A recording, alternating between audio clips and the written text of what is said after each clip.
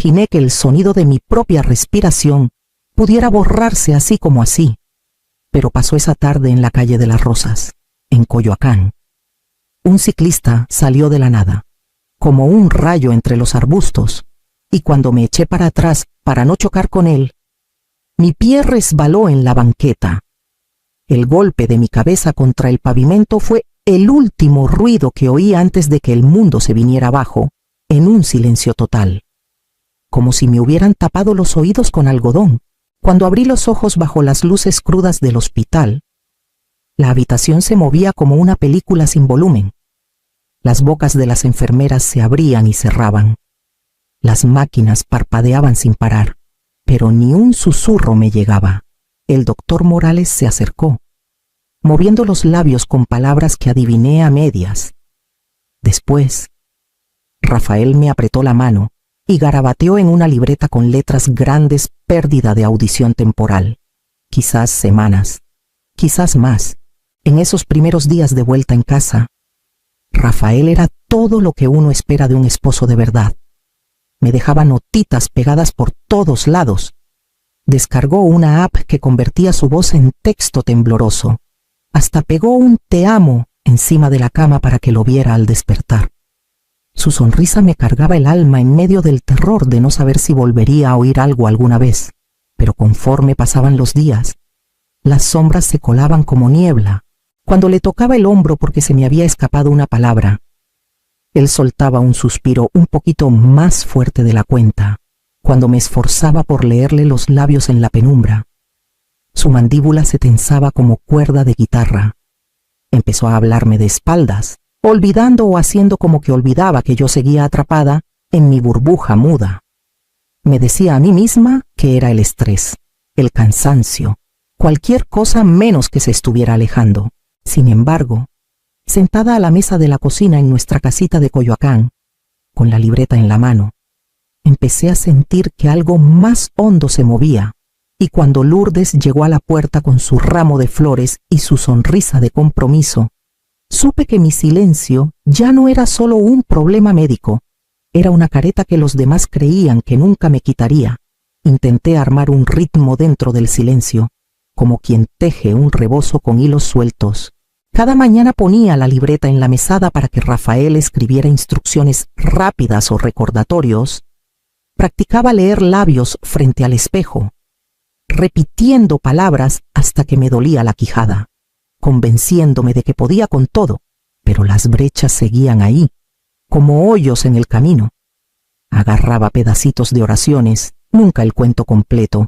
A veces asentía sin estar segura, solo para no ver esa cara de fastidio que se le ponía. Rafael ya no usaba la app de transcripción. Su teléfono se quedaba en la mano, con la pantalla girada para que no la viera. Cuando le tocaba el brazo para que me mirara, no me clavaba los ojos de inmediato. Hablaba rápido, mirando al piso, y si no le pillaba el sentido, me espantaba con la mano como si no valiera la pena el esfuerzo.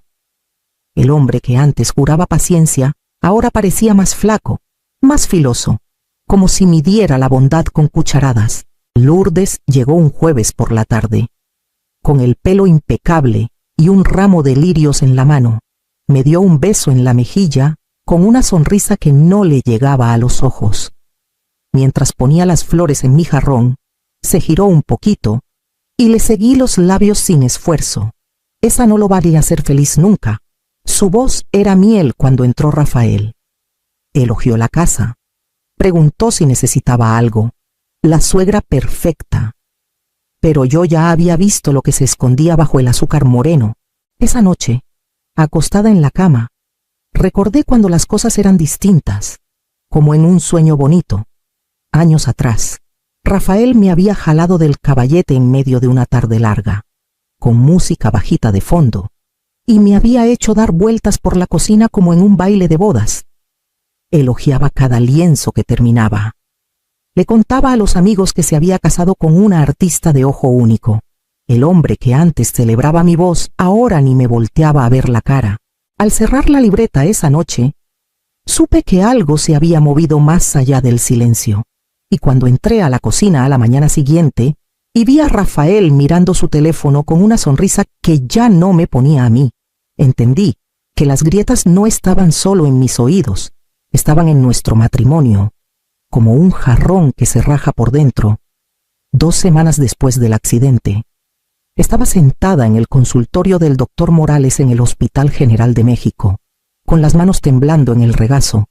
La audióloga me puso los audífonos y empezó la rutina de siempre tonos que subían y bajaban, susurros leves para probar los límites de lo que captaba.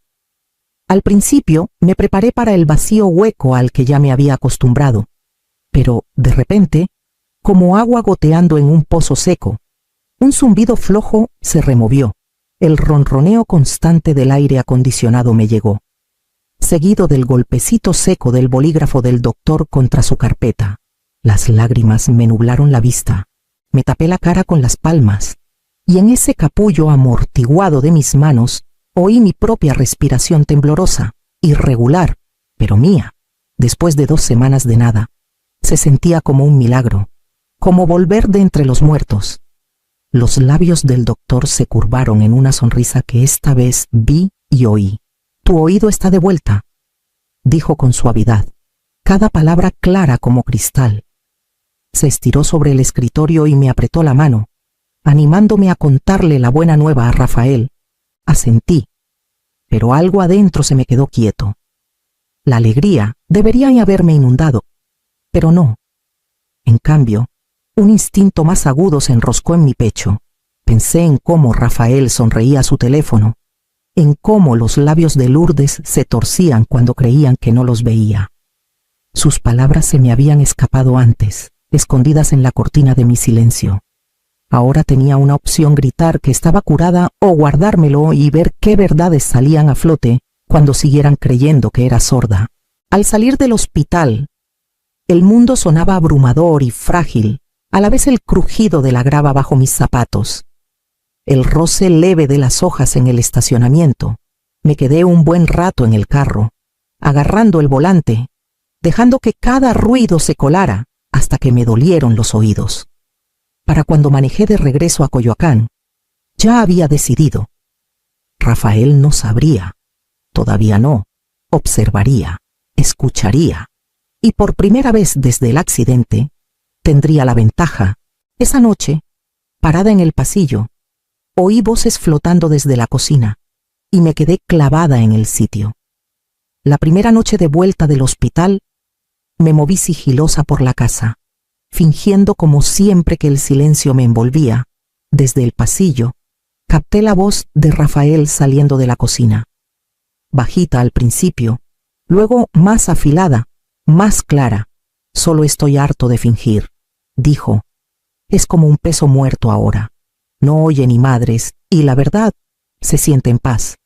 Las palabras me cortaron con una precisión que no esperaba. Peso muerto. Paz sin mí. El aire se me atoró en la garganta, pero no me moví. La voz de Lourdes se unió, suave pero punzante. «Te dije que no te casaras con ella. Nunca estuvo a tu altura. Rafael, te lo advertí desde el principio». Me recargué en la pared, aplastando la palma contra el yeso como si así sostuviera la casa entera. Apenas horas antes, Lourdes me había besado la mejilla, preguntado cómo me sentía, hasta ofrecido una sopa. Ahora oía lo que se escondía bajo su cortesía sureña. «Sí, mamá», suspiró Rafael, «pero ahora estoy atorado. La gente me odiaría si la dejo así, en estas condiciones, así, rota, menos que completa». Luego vino un nombre que no esperaba oír de nuevo. «Debí casarme con Isabel cuando tuve chance», murmuró Rafael. El recuerdo de Isabel me apretó el pecho, su risa en nuestra fiesta de compromiso cuando me llamó sosa. Cómo se le acercaba demasiado en esa cena de caridad, con los ojos retándome a notarlo. Siempre juró que no significaba nada. Ahora sabía la verdad. Lourdes soltó una risita, más suave pero igual de cruel. Isabel tenía empuje. Con ella hubieras llegado lejos.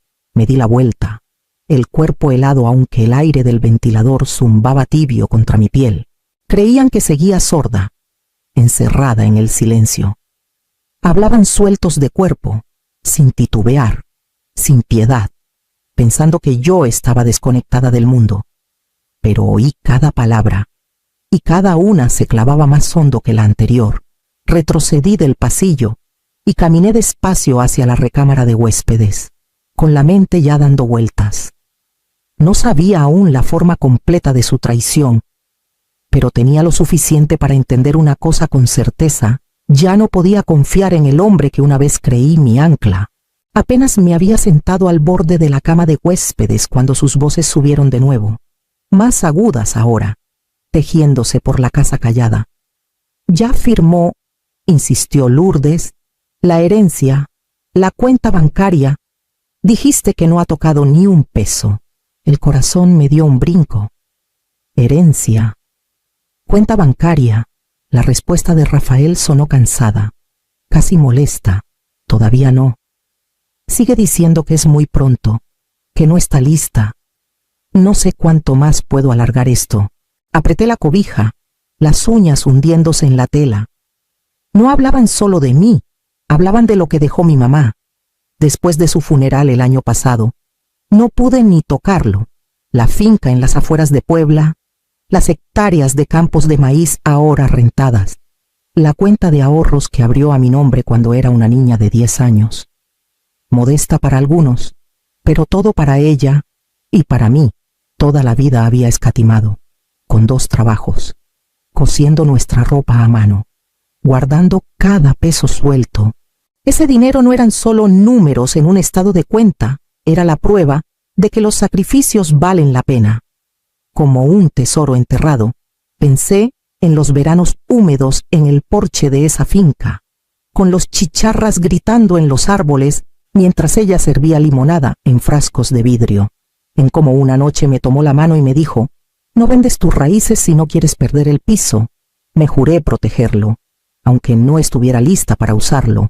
Ahora Rafael y Lourdes tramaban quitármelo. «Convéncela», urgió Lourdes. «Te cree a ti. Ponle los papeles enfrente y sonríe. Firmará. Siempre lo hace». Una ola fría me recorrió. Creían que mi sordera me hacía maleable, que el duelo me había dejado tan confundida que les entregaría todo sin chistar. Pero el duelo no me rompió, me afiló como navaja.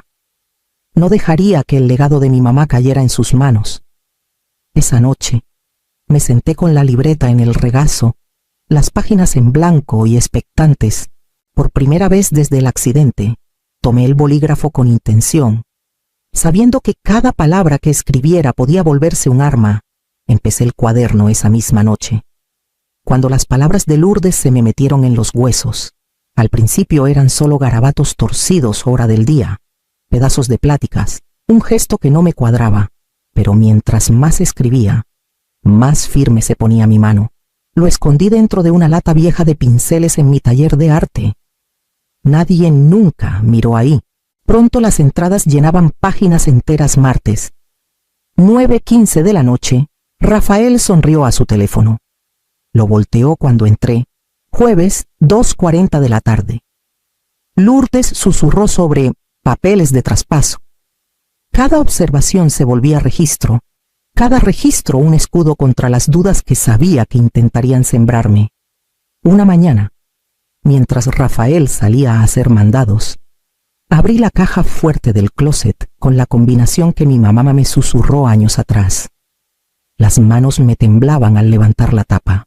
Adentro estaban los títulos de la finca doblados, los estados de cuenta de ahorros y su testamento, apilados con su letra familiar en los márgenes. Fotografié cada hoja, con el flash tapado por una bufanda, hasta que mi teléfono rebosaba de pruebas. Por primera vez desde el accidente, sentí algo más que miedo. Me sentí lista, como quien afila el machete antes de la cosecha. Pero el papel solo no bastaba. Necesitaba sus voces, las palabras que soltaban cuando creían que yo vivía en silencio. En una tiendita de electrónicos por la avenida Insurgentes, compré una grabadora digital, chiquita para meterla en el bolsillo de mi bata. El vendedor ni me miró. Para él era solo una mujer comprando un cacharro. Para mí, era supervivencia pura.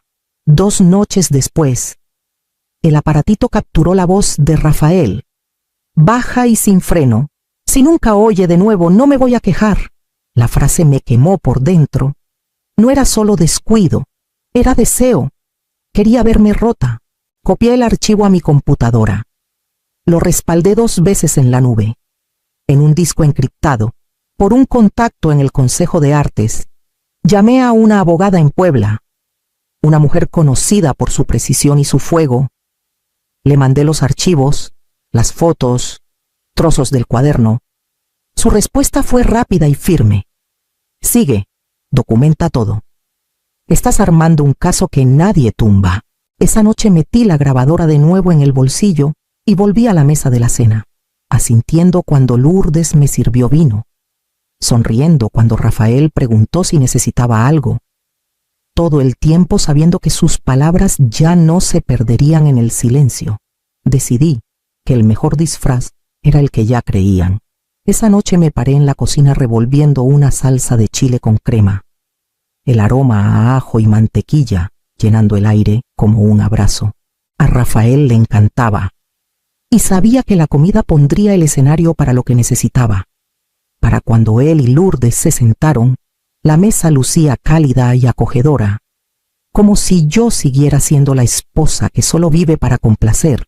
Lourdes sirvió el vino con generosidad, sus pulseras tintineando mientras reía por algo que dijo Rafael. Se echó el pelo hacia atrás, con los ojos brillando a la luz de las velas. Asentía sus chistes. Le sonreía a Rafael cuando me miró, manteniendo el bolsillo de la bata en ángulo perfecto. La grabadora adentro zumbaba con cada palabra que dejaban caer.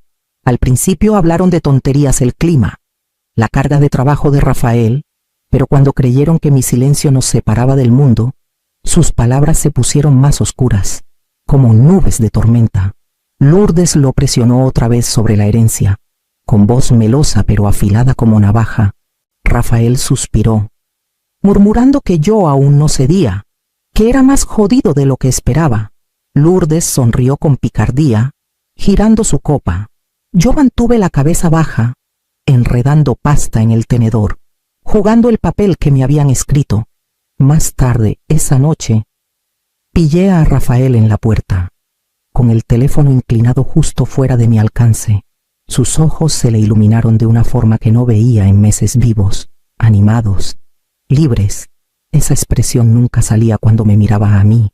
Un olor tenue se pegaba a su camisa cuando por fin pasó rozándome perfume, floral y punzante. Nada mío. Lo anoté en el cuaderno, el bolígrafo rayando hondo en la página. Volví a la cama en silencio, dejando la grabadora cargando junto a mi libreta. La máscara de indefensa me calzaba demasiado fácil, y ellos llevaban las suyas igual de bien. Pero yo sabía cuál se caería primero. Las palabras me llegaron desde la sala, amortiguadas solo por la pared delgada. La voz de Rafael cargaba el peso de una confesión que nunca pensó que oiría. A veces me pregunto cómo sería con Isabel. Ella no me necesitaría así, como un lastre. El pecho se me apretó, aunque no me moví del pasillo en sombras. La respuesta de Lourdes fue rápida, cortante. Ella tampoco te habría dado acceso al dinero. No lo olvides. Cerré los ojos, presionando los dedos contra el marco de la puerta hasta que me dolieron. Ahí estaba, dicho sin rodeos, mi valor reducido a conveniencia, mi silencio más valioso que mi presencia.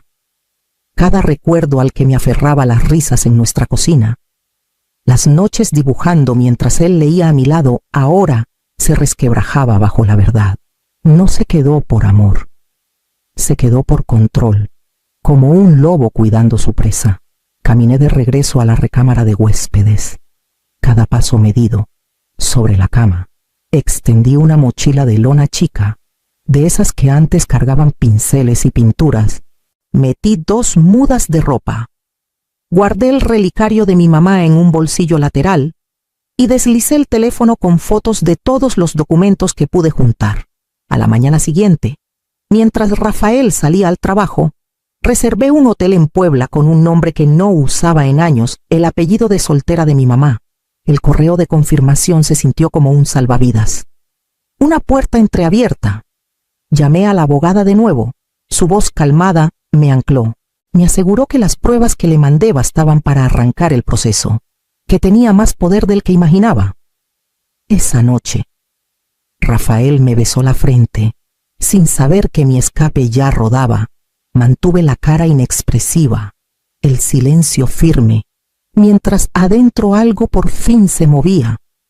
Ya no esperaba que él cambiara. Me preparaba para dejarlo atrás, como quien suelta una carga que te hunde. La luz de la mañana se derramaba por las baldosas de la cocina, mientras Rafael se recargaba en la mesada, sorbiendo café como si fuera un día cualquiera. Lourdes estaba en la mesa, hojeando un montón de papeles que claramente quería que firmara. Con sonrisa engreída y postura relajada, hablaban en voz baja, convencidos de que el silencio aún me envolvía como un rebozo. Entré despacio, con las manos firmes aunque el corazón me latía a mil. Rafael levantó la vista con su sonrisa ensayada. «Buenos días, mi amor», articuló. Esta vez respondí en voz alta. Lo oí todo. Las palabras cortaron el aire como un cuchillo. Su taza se quedó a medio camino de los labios y la sonrisa de Lourdes se torció. Saqué la grabadora chiquita del bolsillo y le di play. La voz de Rafael llenó la habitación. «Si nunca oye de nuevo, no me voy a quejar».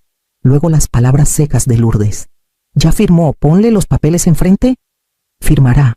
Siempre lo hace. La cara de Lourdes se desangró de color. Rafael bajó la taza de golpe, el ruido retumbando en el silencio que siguió. «Catalina, espera, esto no es lo que piensas». Levanté la mano. «Ni lo intentes. Copias de esta grabación ya están con mi abogada, junto con fotos de los títulos, el testamento y cada nota de mi cuaderno. Intenta torcerlo si quieres, pero tengo pruebas de sobra». Rafael balbuceó, buscando palabras, mientras los labios de Lourdes se apretaban en una línea furiosa y fina. «Si uno de ustedes se me acerca de nuevo», dije bajito, «pido orden de alejamiento. Tómelo como su única advertencia». Metí la grabadora de vuelta al bolsillo y me giré hacia las escaleras. Su silencio más ruidoso que cualquier palabra que pudieran soltar. Arriba, mi mochila empaquetada esperaba junto a la puerta, lista para lo que viniera. La casa estaba muda cuando bajé las escaleras, con la maleta rodando suave sobre el piso de madera. En la pared junto a la puerta, la foto de la boda seguía colgada, el brazo de Rafael sobre mi hombro. Los dos sonriendo a un futuro que nunca llegó. Me detuve solo lo justo para mirarla. Luego la dejé ahí. Que le recuerde lo que destruyó. Rafael apareció en la puerta, pálido como un fantasma. La voz ronca. «Catalina, espera. Te amo. Podemos arreglar esto». Me paré, pero no volteé. «No», dije, firme y segura. Amabas el silencio, no a mí. Su mano se alzó como para alcanzarme, pero empujé el mango de la maleta y pasé de largo. Cada paso se sentía más liviano, como si el peso de cada mentira se quedara atrás en esa cocina. Afuera, un sedán negro esperaba en la banqueta, mandado por la abogada. El chofer bajó a ayudar, pero negué con la cabeza y subí la mochila yo misma. Al deslizarme en el asiento de atrás, el sol me bañaba la cara, cálido y sin filtros.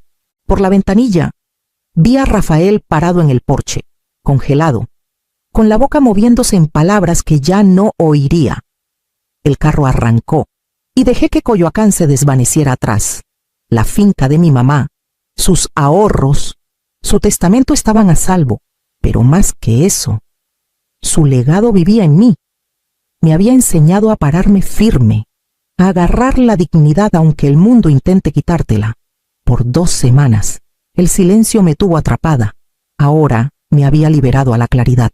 Escuchar me mostró la verdad, y alejarme me devolvió la vida. Después de que Ricardo se nos fue hace 3 años, la casa se sentía como un cascarón vacío, de esas que te dejan un hueco en el pecho que ni el tiempo llena del todo. Me echaba a andar en la biblioteca, acomodando los libros nuevos y contando cuentos a los chamacos. Pero al final del día, el silencio me esperaba como un viejo amigo traicionero. Las voces que de verdad me hacían falta eran las de Gabriel y los niños. Leslie mandaba fotos de vez en cuando, una fiesta de cumpleaños, una obra en la escuela, pero la distancia se había colado donde antes había cariño de veras, el invierno pasado. Con la nieve de Monterrey amontonándose contra los escalones del porche, me puse a soñar con calorcito, con juntarnos de nuevo, con alguna forma de pegar los pedazos que el tiempo y el dolor habían desparramado. Ahí fue cuando se me prendió la idea de Hawái, como una flor tercota que brota entre el hielo, empujando con todo. Me dije un buen gesto, de esos que salen del alma. Podía remendar lo que se había hecho trizas. Lo reservé en marzo, viendo cómo mi cuenta se desinflaba con 25,000 pesos de un jalón. Vuelos para 4, un hotel de primera frente a la playa en Maui, tours de snorkel y hasta una sesión de fotos familiares. Me imaginaba en la arena, con las risas ahogando el ruido de las olas. Me veía de la mano con mi nieta, ella señalando tortugas marinas, sintiendo el sol quemándome los huesos fríos de tantos años. No se trataba solo de palmeras y arena. Era sanar, caray. Después de décadas dando clases, ahorrando cada peso y planeando con lupa, por fin podía dar algo que valía más que un billetito. Un viaje así no era obligación. Era amor con los ojos bien abiertos. Al guardar la carpeta con los itinerarios, me sentí más ligera que en meses. Iba a ser el verano que recordáramos diferente, el verano en que arrancábamos de nuevo. Marqué el número de Gabriel, con el corazón latiéndome como tambor mientras empezaba a sonar el timbre. Gabriel contestó al tercer timbrazo, con la voz apurada, como si lo hubiera sacado de algo importante. Lo dejé pasar, ansiosa por oírle un poquito de emoción. Tal vez un gracias de corazón. ¡Órale!, arranqué, sonriéndome sola. ¿Cómo va el planeo? Yo ya me estoy imaginando a todos juntitos en Maui, los niños con sus cubetitas de arena. Hubo un silencio que se estiró como chicle, tanto que creí que se había caído la llamada. Luego vino su respuesta, plana y casi molesta. Ya fuimos la semana pasada, no más con la familia. Las palabras cayeron como plomo en un vidrio, rompiendo todo. Apreté el teléfono contra la oreja, segura de que había oído mal. Ya. Fueron, sí, dijo él, soltando el aire como si nada. Leslie lo armó. Vuelos, hotel, todo listo. A los niños les encantó. Bueno, estoy ocupado, jefita, no más con la familia. Esa frase me retumbó en la cabeza, cruel en su simpleza, como un cuchillo que entra limpio. Me quedé tiesa en la mesa de la cocina, mirando la carpeta de impresos que había guardado como un tesoro. Familia. No era yo la que había mandado la lana, la que pagó la camioneta cuando su bochito viejo se les clavó en una carretera nevada de la carretera a Saltillo, la que les metía cheques de renta cuando Gabriel se quedó sin jale en el centro de llamadas de Monterrey. Pensaba en los mensajitos de Leslie, siempre cortos, siempre al grano. Este mes andamos justos. Nos cubres el teléfono, y yo respondiendo sí a cada uno, firmando con la esperanza calladita de que vieran que andaba tratando de mantenernos enteros. Pero esto era harina de otro costal. No era despiste ni olvido, era a propósito. Habían trazado un círculo. Se metieron adentro y me dejaron afuera, con el recibo en la mano. Me dolió la garganta, pero no salió palabra. Colgué suave, como si el cuidado en el adiós pudiera ablandar el quiebre que sentía por dentro. Afuera. La nieve empezaba a derretirse, pero yo nunca me había sentido tan helada. Esa noche abrí mi chequera, con páginas pesadas de años de renuncias, y empecé a sumar lo que el amor me había costado. Me senté en la mesa de la cocina con mi chequera vieja abierta de par en par, las hojas onduladas de tanto uso. La tinta se había desteñido en partes, pero los números seguían ahí, alineados como un libro de historia que nadie más leería. Mi teléfono vibraba contra la mesa, con la app del banco mostrando hileras de transacciones, juntos. Contaban la historia de mi cariño en pesos contados, transferencias de renta cuando Gabriel perdió el jale en el centro de llamadas 6 meses seguidos. 1,200 pesos cada vez.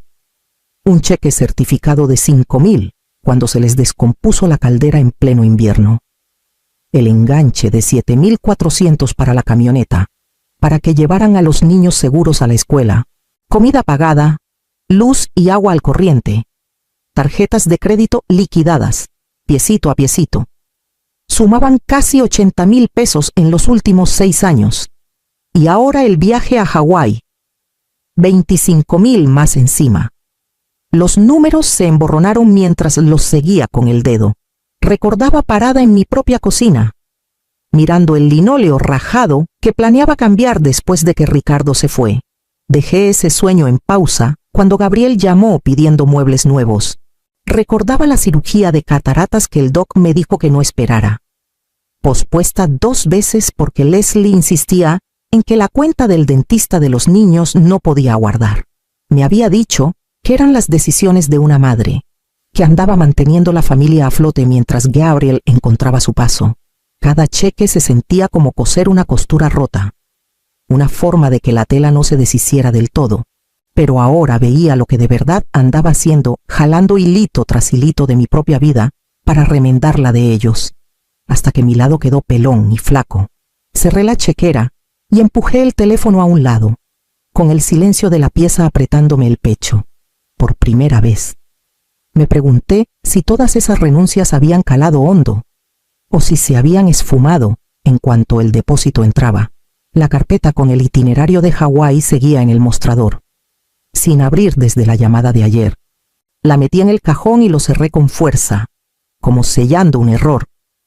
A la mañana siguiente, el teléfono sonó de nuevo, con el nombre de Gabriel parpadeando en la pantalla. Pasaron 4 semanas en un borrón de rutina. Eché horas extras en la biblioteca. Acomodé libros hasta que me dolía la espalda. Y llegaba a casa a noches marcadas por el silencio. La carpeta con los recibos de Hawái seguía escondida en el cajón, pero su peso no me soltaba. Cada noche me preguntaba si Gabriel llamaría, si vendría alguna disculpa. Nunca llegó. En cambio, un sábado gris por la mañana, el teléfono se iluminó con su nombre. Dudé. Con el timbre taladrando la quietud de la pieza, al fin contesté. «Jefita», dijo él de volada, como si nada hubiera pasado. «La renta se atrasó. Son 2.000 este mes. ¿Nos la cubres hoy?» Apreté el teléfono tan fuerte que creí que se me iba a quebrar. La desfachatez. El tono casual, como si el viaje a Hawái no hubiera existido. Como si no me hubieran borrado del mapa. Un frío me enderezó. 2.000. Repetí despacio, midiendo cada palabra. Luego, dejé que la frase que me había quemado el pecho por semanas subiera a la superficie. «Ah, sí, nomás con la familia. ¿Te acuerdas?» La línea se quedó muda por un segundo. Creí que se ablandaría, que caería en cuenta de la crueldad de lo que había dicho. En vez de eso, oí un resoplido filoso, el ruido de movimiento de su lado, y luego la llamada se cortó. Me temblaban las manos al bajar el teléfono a la mesa. Se me juntaron las lágrimas, no solo del dolor, sino de algo más punzante, casi como un rayo. Por primera vez en años, no había dicho que sí. Me quedé ahí respirando agitada, mirando el aire vacío donde había estado su voz. El silencio ya no se sentía como castigo. Se sentía como un límite formándose, frágil, pero de verdad. Cuando el temblor aflojó, alcancé la chequera de nuevo, no para escribir, sino para cerrarla. Mañana iría al banco. La mañana después de la llamada de Gabriel, me desperté con una firmeza rara en el pecho. El dolor seguía ahí, pero debajo corría una corriente de decisión. Me vestí con cuidado.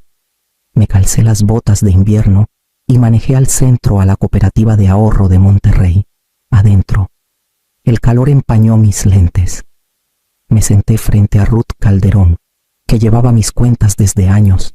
Me saludó con la misma calma eficiente que recordaba de cuando Ricardo y yo refinanciamos la casa. «¿En qué te ayudo hoy?» «Miriam», preguntó. Deslicé una lista sobre el escritorio. «Necesito cancelar todas las transferencias automáticas ligadas a Gabriel. Renta, seguro del coche, teléfono, internet, todo. Ruth se ajustó los lentes y empezó a teclear en su terminal. 300 mensuales por el seguro del Tsuru, 200 por el teléfono, 150 por internet y el pago al casero, 1.200 recurrentes. Me miró, esperando mi señal para quitar cada uno. Cada confirmación que parpadeaba en su pantalla se sentía como otro grillete soltándose de mis muñecas. Respiraba más hondo con cada cancelación. Mis hombros, tensos por meses, empezaron a aflojarse. Cuando Ruth terminó, juntó las manos y me miró con una preocupación callada. «No estás fría», dijo bajito. «Estás corrigiendo las cuentas. El amor no pide deudas». Sus palabras casi me deshacen. Pero mantuve la compostura. Firmé los formularios finales, mi nombre fluyendo en la página más firme de lo que sentía. Afuera, el cielo de la tarde colgaba pesado, con nieve cayendo en hojuelas lentas y húmedas sobre la avenida Juárez. Caminé a mi coche sin prisa, dejando que el aire frío me escociera la cara. La ciudad parecía más callada de lo usual, como si ella también notara el cambio dentro de mí. Manejé a casa sin música, solo el zumbido de la calefacción. Por primera vez en años, el balance de mi vida se sentía como algo mío de veras. Cuando cayó la noche, dormí sin dejar la lámpara prendida. El primer descanso entero que tenía en meses. La siguiente prueba a mi decisión llegó más pronto de lo que esperaba, anunciada por el crujido de llantas en mi entrada. Era justo después del crepúsculo, cuando los faros barrieron la pared de mi sala. Dejé el libro a un lado, con el corazón acelerado. Por las cortinas, vi el coche de Gabriel metiéndose en la entrada, Leslie en el asiento del copiloto y las siluetas de los niños moviéndose atrás. Un golpe fuerte sacudió la puerta. La abrí nomás un cachito, con el aire invernal colándose. La cara de Gabriel estaba tensa de coraje. «¿Qué andas haciendo?» «Jefita, cortaste las transferencias. La renta vence. Las cuentas no paran solo porque tú decidiste que ya estuvo». Leslie se asomó, con voz filosa. «Siempre nos has echado la mano. No puedes parar ahora. No cuando los niños dependen de ti». Sus palabras se oían por la calle. Noté las cortinas moviéndose en las ventanas de los vecinos, ojos curiosos pillando la escena. Me subió el calor al pecho, vergüenza mezclada con rabia. Por años había callado, escribiendo cheques sin chistar, esperando que viniera el gracias. Nunca llegó. Me afirmé en el marco de la puerta, con las manos temblando pero la voz firme. He dado más de mi parte. La familia no es una cuenta por cobrar. Ya no. Los ojos de Gabriel se abrieron grandes, como si no se le hubiera ocurrido que yo pudiera decir no. «Estás siendo egoísta», espetó. «Somos tu sangre». «Eso no significa nada, lo significa todo», dije quedito. «Por eso duele tanto saber que solo valgo por lo que pago». Por un momento nadie habló. El viento frío cortaba entre nosotros. Los niños se removían en el asiento de atrás, y un pinchazo de tristeza me traspasó. Aún así, me planté.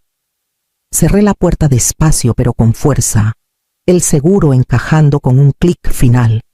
Todo mi cuerpo temblaba, pero metí el pasador con dedos firmes. Del otro lado, sus voces subieron en protesta, ahogadas ahora, lejanas. Apoyé la frente en la madera, respirando fuerte. Había trazado una raya, y esta vez no la movía. Para la mañana siguiente, el careo ya empezaba a salpicar hacia afuera de formas que no me esperaba, llegando primero en forma de un sobre metido por la rendija del correo. Una semana después del grito en mi porche, un sobre se coló por la rendija del correo. La dirección de regreso era de una oficina de abogados del centro que no conocía. Se me anudó el estómago al rasgarlo. Adentro venía una carta de un licenciado representando a Gabriel y Leslie. Decía que yo andaba actuando de forma errática, que mi repentino rechazo a dar apoyo financiero sugería que era incapaz de manejar mis asuntos. Pedían revisar el control de mis bienes. Las palabras se emborronaron al leerlas una y otra vez. Incapaz. Errática. Mi propio hijo había elegido pintarme como inestable, no porque lo fuera, sino porque por fin dije no. 2 días después, tocaron a la puerta. Una mujer en abrigo gris se presentó como trabajadora social. Recibimos un reporte sobre tus decisiones financieras, dijo, con tono profesional pero cauteloso. Necesito hacerte unas preguntas. Me temblaban las manos al dejarla pasar.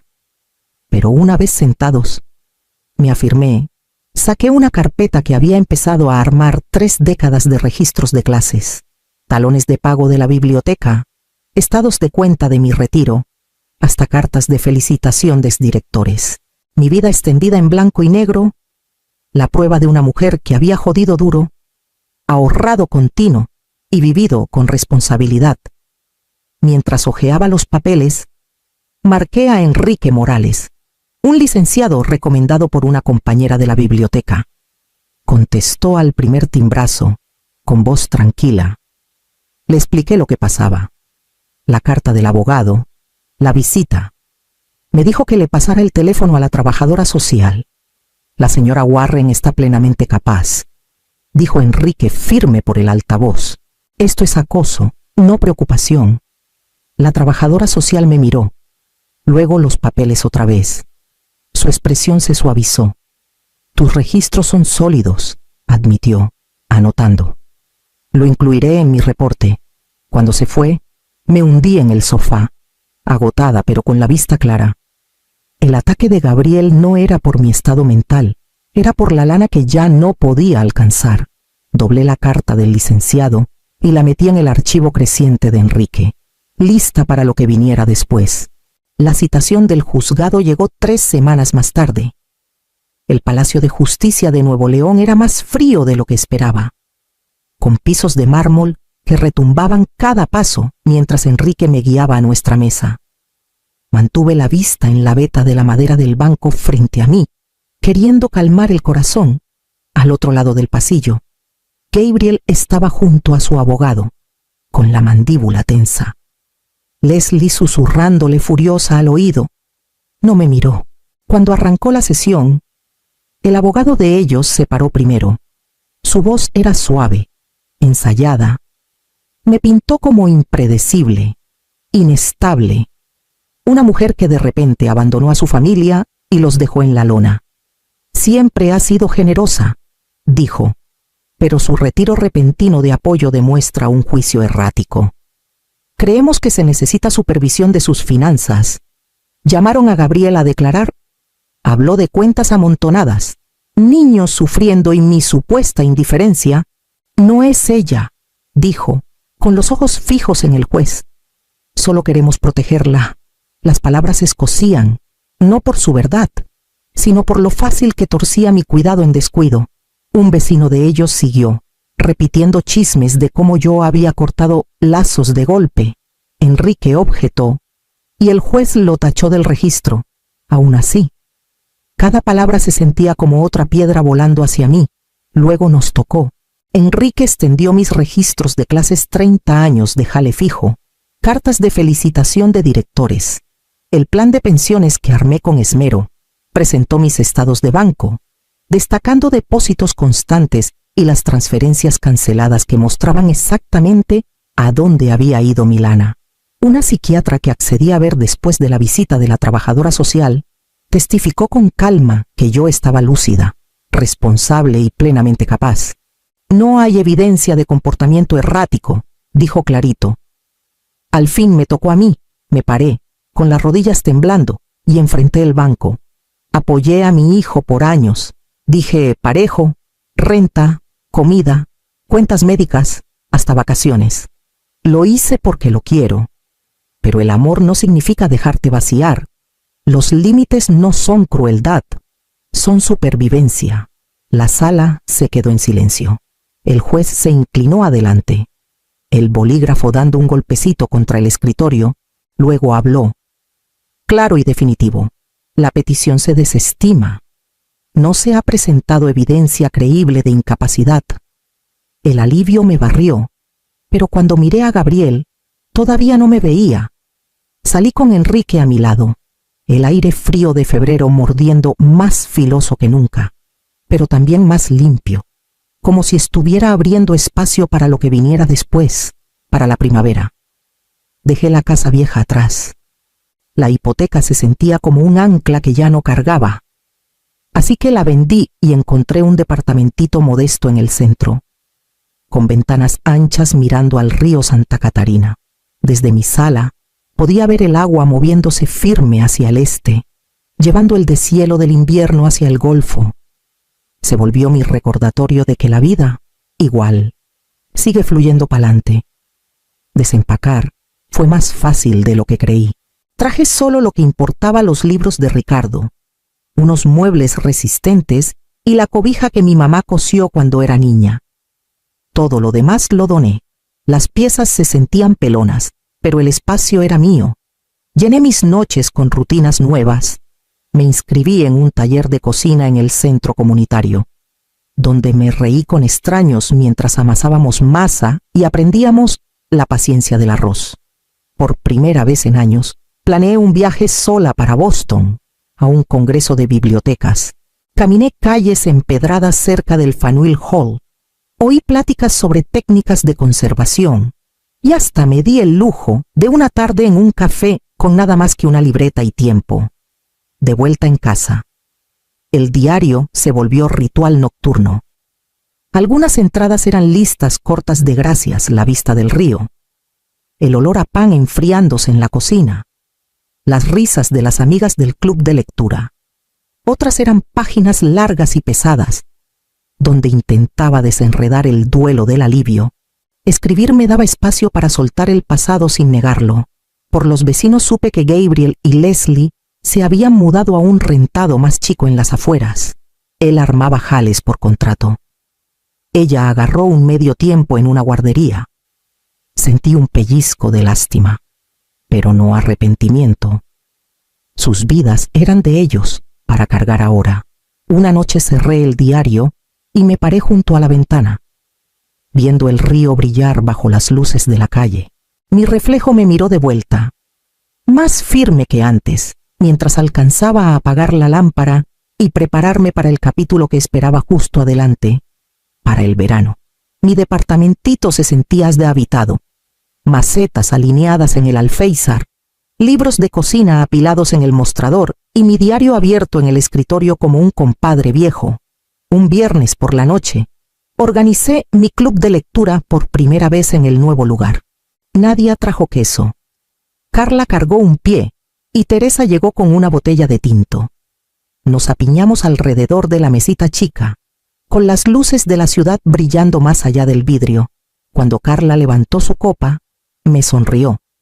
Por nuevos rumbos, dijo.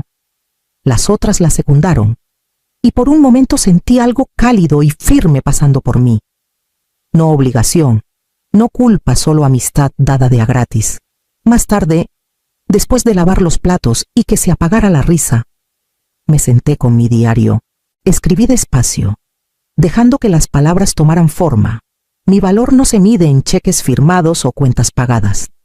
No está en vacaciones que nunca tomé o reparaciones pospuestas. Está en quién soy, en la vida que armo con mis propias manos. La frase que Gabriel usó una vez, no más con la familia, me subió de nuevo a la mente.